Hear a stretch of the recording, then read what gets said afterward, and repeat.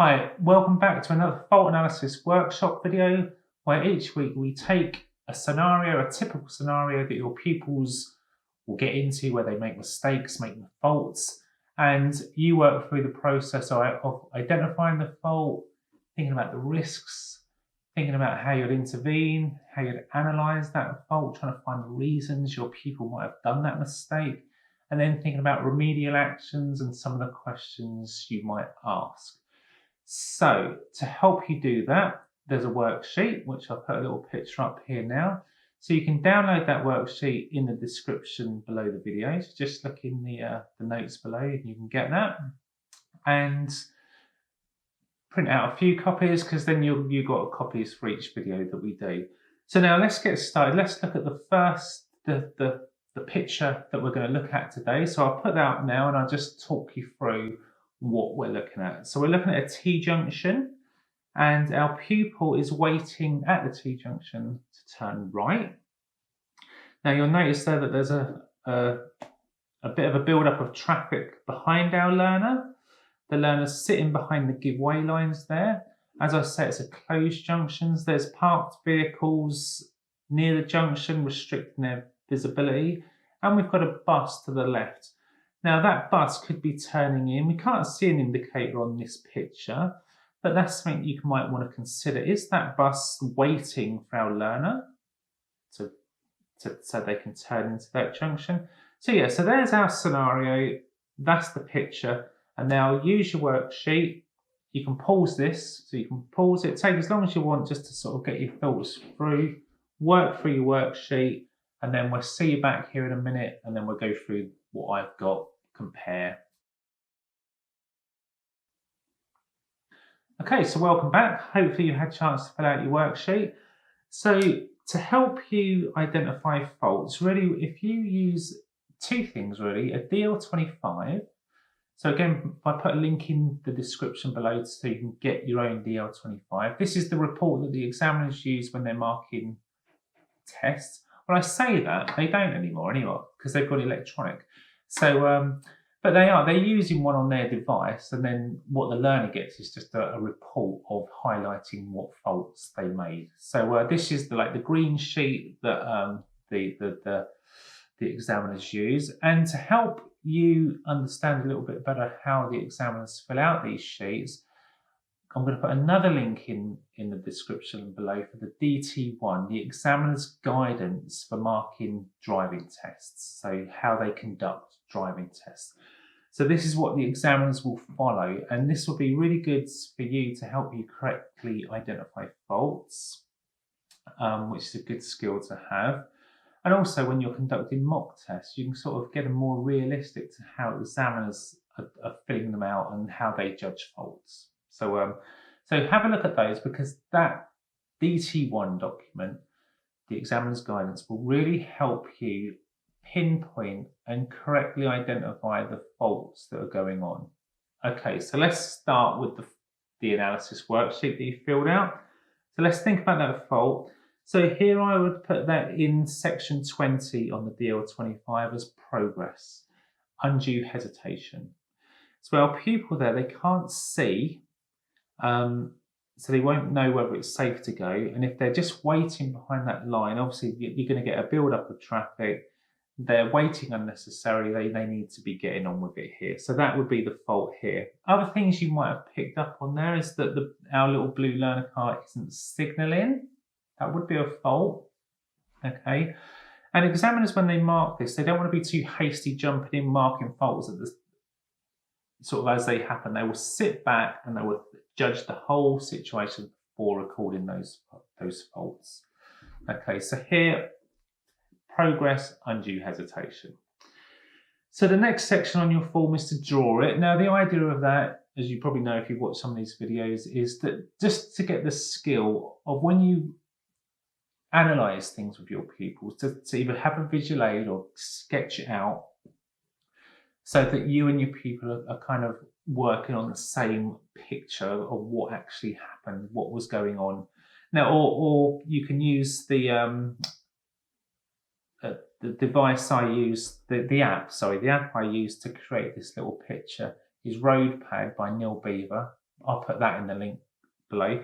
So a lot of instructors like to use their devices, iPads, to create their visual aids, their scenes. This is a great tool, or you can just draw it. So we don't need to draw it because our picture is provided. We've got a nice rich picture of what's going on there.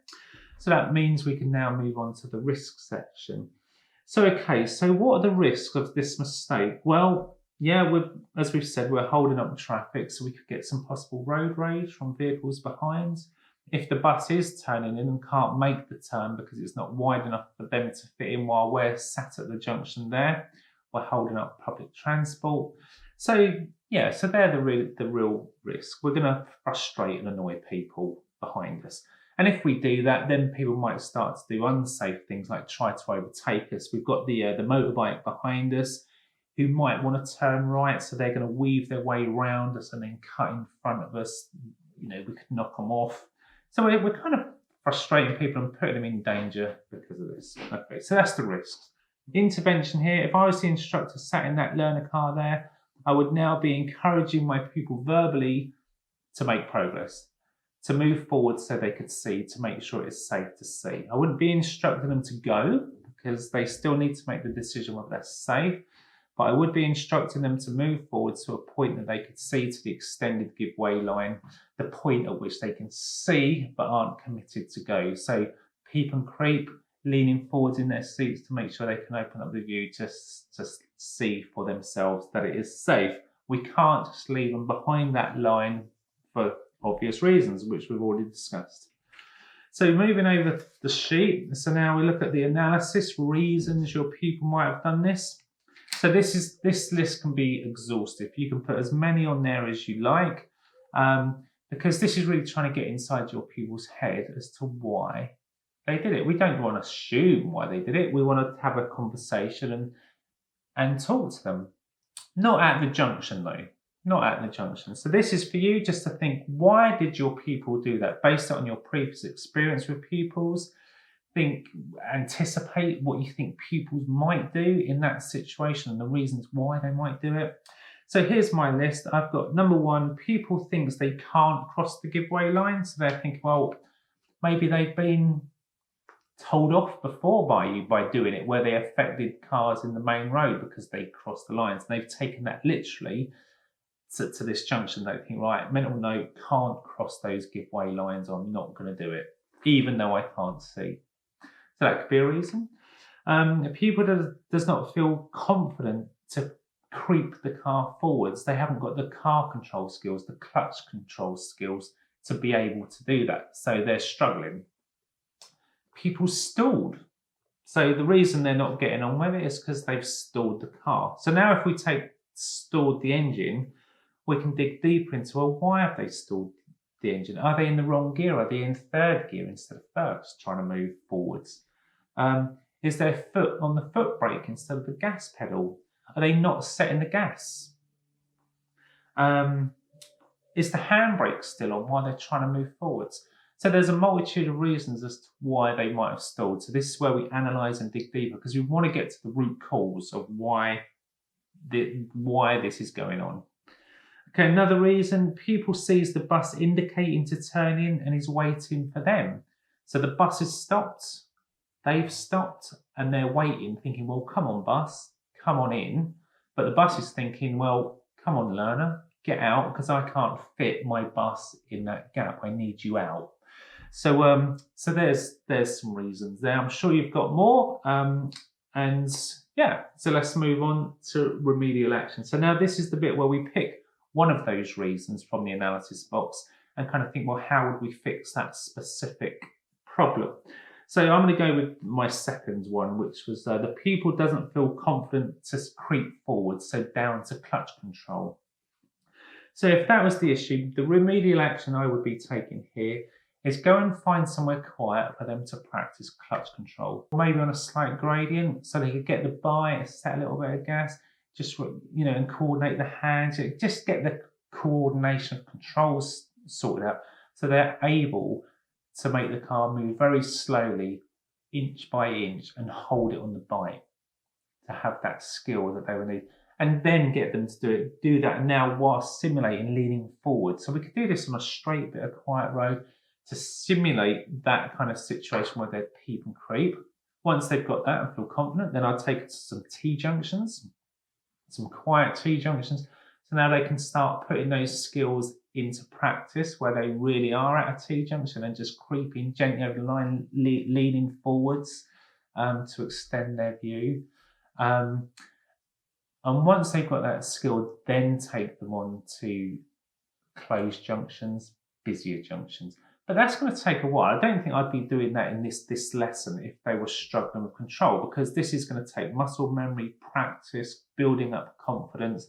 And we don't want to push our learner in a situation they feel uncomfortable, because if they feel uncomfortable, they're going to get anxious, stress. And how can they control that clutch if they're feeling anxious and stressed? If they're not confident, they're going to mess it up again and stall, and then it's going to be like a psych, it's going to get them down. They're not going to be happy. So that would be the remedial action in that case. If, however, it was to do with that they just didn't think they was allowed to cross the give way lines, then it would go back to having an explanation, using a visual aid, use my picture, explaining the benefits of moving forwards to extend their view, talking about the safety aspects. And so it would be dealt with completely different. So the same fault, depending on how it's been analysed, and this is so important to analyse it correctly, because once we've got to the root cause, then we can give the correct remedial action, which will be effective for our pupil.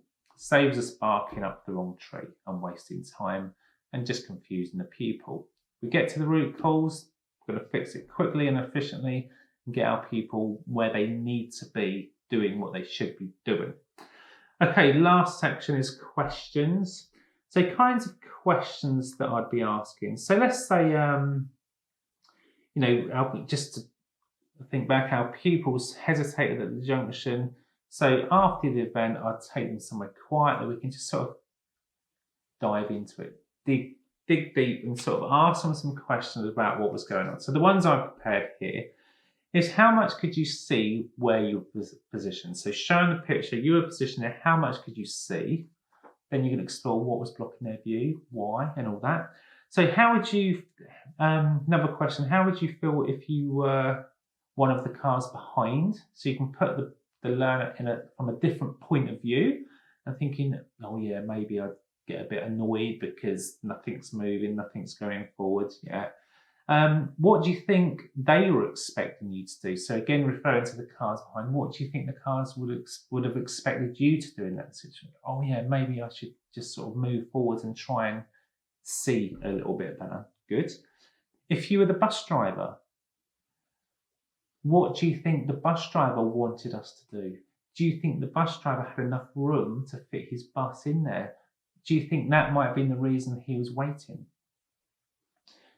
We're trying to open up our pupil, trying to make them think, trying to get them to solve problems. So if we can develop this skill in our pupils, that when they are on their own, when they pass a test, or even on their test, that they can, they've had experience now and they can sort of problem solve and think, do you know what? I could have done that differently. Or I need to do this. I've had this situation before.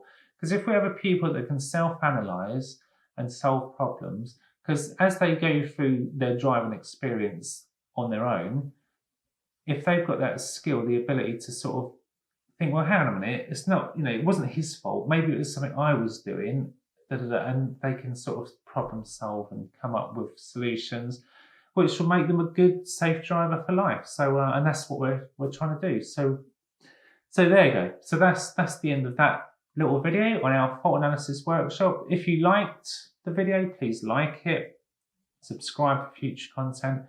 And if you'd like to leave comments about what you'd like to cover next, or any points that I've raised, or you'd like to want to ask a question, just leave those in the comments below, and I'll see you in the next video.